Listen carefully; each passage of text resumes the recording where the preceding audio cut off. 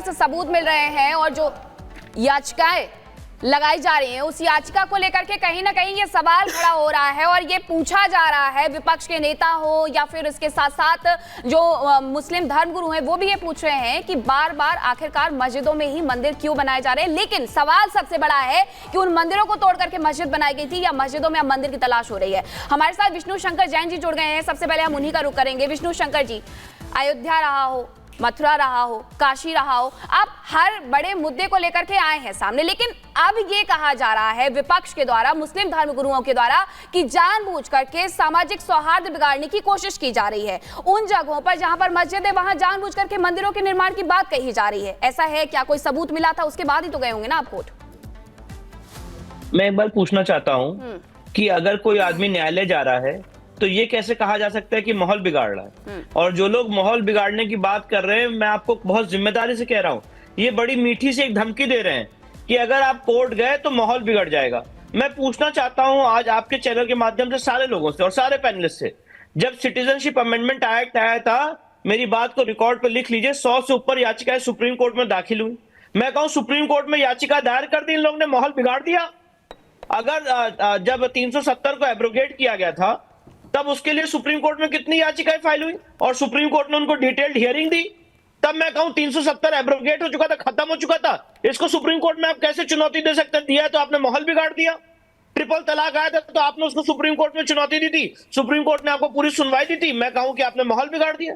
ये क्या बातें हो रही है भाई? अगर कोई बात आदमी अपनी कोर्ट में रख रहा है तो कोर्ट में जाने से माहौल कैसे बिगड़ सकता है? न्यायालयीन प्रक्रिया को फॉलो कर रहे हैं। कोर्ट ने एक आदेश दिया है, आपको लगता है कि आदेश गलत है, आप हाई कोर्ट जाइए। आपको लगता है हाई कोर्ट ने आपके साथ ज्यादती की, आप सुप्रीम कोर्ट जाइए। हो सकता है कि हमारे साथ सुप्रीम कोर्ट में न्याय ना हो, हम उसके बाद आगे का अपना रास्ता तलाशेंगे।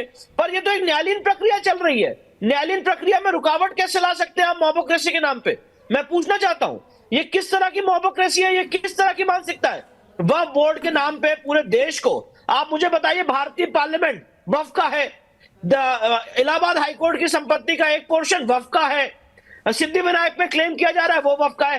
हजारों एकड़ जमीन वक्फ ने घोषित कर दी वक्फ एक्ट के माध्यम से, कोई परेशानी नहीं है। पर अगर कोई सनातन समाज का व्यक्ति निकल आए और अपने रिसर्च के आधार पे कोर्ट चला जाए तो सामाजिक सौहार्द बिगड़ जाता है, तब इस देश का ताना बाना बिगड़ जाता है। मैं पूछना चाहता हूं, जो लोग संभल के ऊपर बात कर रहे हैं, 19 तारीख को माननीय न्यायालय ने एक आदेश दिया, उस आदेश के अनुपालन में वहां पे सर्वे करने गए थे। ऐसा तो था नहीं कि विष्णु शंकर जैन और प्रशासन सारे लोग ऐसे चले गए बिना कोर्ट के आदेश के।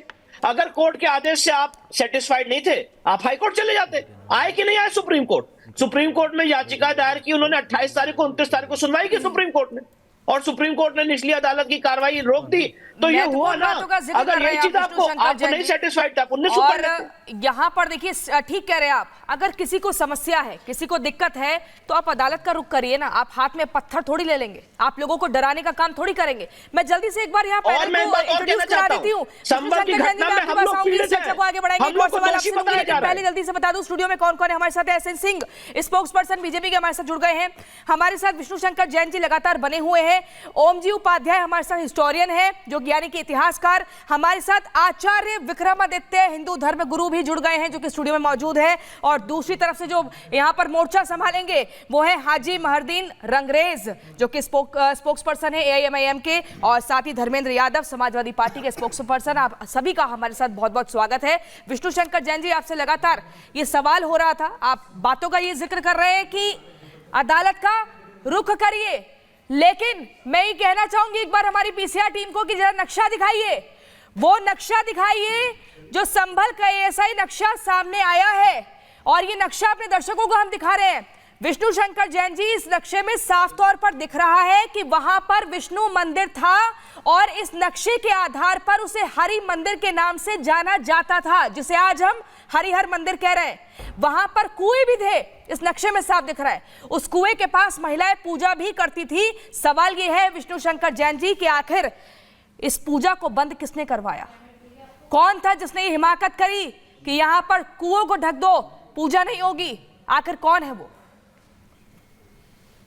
देखिए, अभी मैं कोई भी बात बोलूंगा तो उसको एक पॉलिटिकल मोड़ दे दिया जाएगा, तो मैं एक लीगल पर्सन हूं और अपनी बात लॉ के माध्यम से रखूंगा।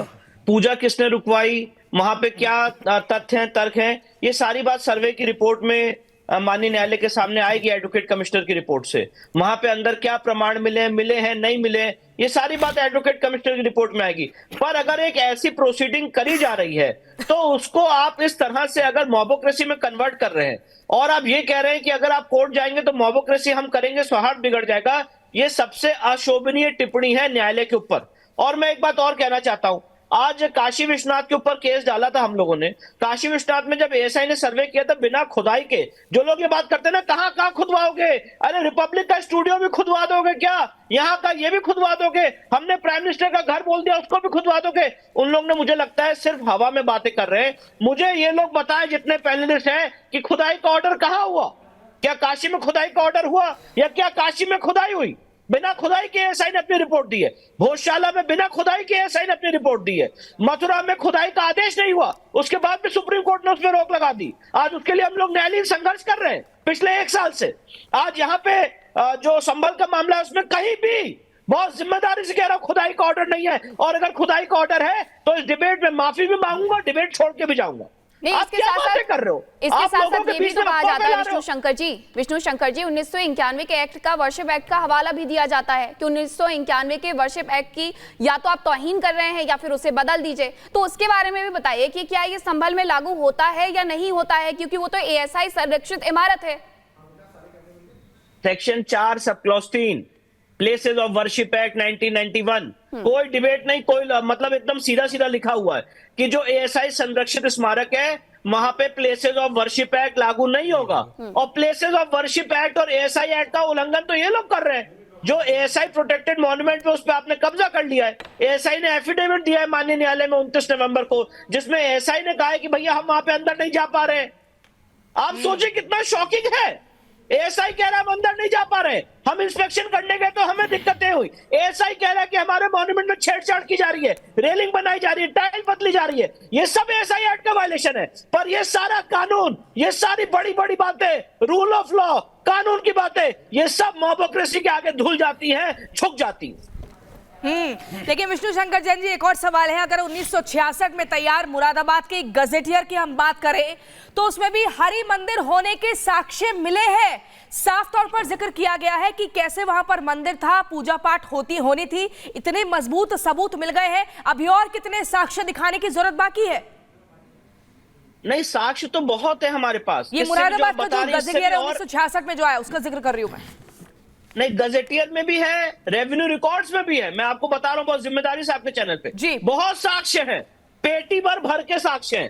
पर जितने यहाँ पे लोग बैठे हैं वो क्या कह रहे हैं, साक्ष्य मत दिखाइए, कोर्ट मत जाइए, कोर्ट में केस चल ही नहीं सकता है, इसको यहीं पे खत्म कर दिया जाए। अगर खत्म नहीं करेंगे तो सामाजिक सौहार्द बिगड़ जाएगा। मैं पूछना चाहता हूं, आप एक सिविलाइज्ड डिबेट करना चाहते हैं ना, हम ये चाहते हैं कि तर्कों, फैक्ट और एविडेंस के आधार पे बात हो। अगर मैंने फर्जी मुकदमा डाला है तो हजारों करोड़ों रुपए की कॉस्ट होनी चाहिए, पर अगर मुकदमे में एविडेंस है तो वो कोर्ट के सामने जाएगा। पर यहाँ पे बात ये नहीं हो रही है। सवाल ये बात का है, और मैं आप दोनों से निवेदन करूंगा, बाकी पैनलिस्ट से पूछेगा, सवाल इस बात का है कि आपने केस डाला कैसे, कोर्ट ने सर्वे का ऑर्डर किया कैसे? आपके चैनल पे ही एक बहुत जानकार मुस्लिम स्कॉलर ने बैठ के कहा कि जो जज साहब ने ऑर्डर किया है उनके खिलाफ भी रिकवरी होनी चाहिए। आप न्यायालय का अपमान कर रहे हो, ऑनरेबल जजेस का अपमान कर रहे हो, और जब सुप्रीम कोर्ट ने स्टे कर दिया तो बहुत अच्छा हो गया। ये किस तरह की बातें हैं भाई? आप लॉ पे विश्वास करो, लॉ की प्रक्रिया पे विश्वास करो। हर एक चीज कानून के माध्यम से कोर्ट में हो रही है। और एक बात और कहना चाहता हूं, बहुत बड़ा झूठ और भ्रम फैलाया गया कि माननीय न्यायालय का आदेश हमको बिना सुने किया गया, एक्स पार्टी ऑर्डर है। आप अगर इस पे कभी, मैं चाहूंगा कि समय लेके इस पे चर्चा करें कि क्या एडवोकेट कमीशन की नियुक्ति के लिए किसी को सुनने की जरूरत होती है। मैं सुप्रीम कोर्ट का जजमेंट बता रहा हूं, 1989 1 SCC पेज नंबर 19, जिसमें सुप्रीम कोर्ट ने कहा एडवोकेट कमीशन में उसकी नियुक्ति में किसी को सुनने की जरूरत नहीं है, क्योंकि न्यायालय का विशेष अधिकार है और एडवोकेट कमीशन की रिपोर्ट फाइनल नहीं होती है, it is subject to confirmation.